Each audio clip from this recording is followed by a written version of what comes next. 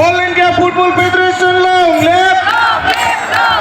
Assam Football Association long live. Assam Football Association long live. Khalid Sube welcome.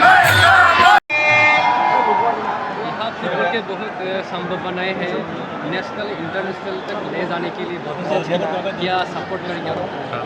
नहीं, मैं समझता हूँ कि देखिए आसाम में फ़ुटबॉल की बहुत संभावना है और यहाँ के मुख्यमंत्री हेमंत बिश्व शर्मा जिस तरह से आसाम और नॉर्थ ईस्ट प्रदेश के सभी प्रदेशों को जिस तरह से इन्होंने एक इकोनॉमिकल डेवलपमेंट की ओर ले जा रहे हैं, मैं समझता हूँ स्पोर्ट्स उसमें बहुत बड़ा भूमिका निभा सकता है।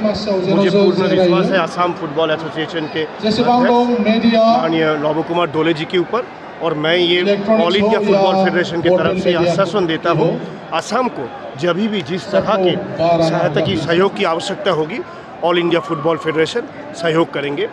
असम सरकार के साथ, असम फुटबॉल एसोसिएशन के साथ जिस तरह से जो आवश्यक है वो हम करेंगे।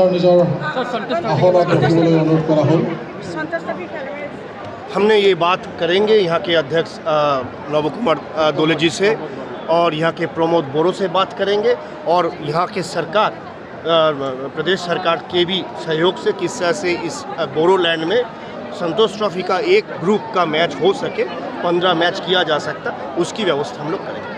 Thank you sir.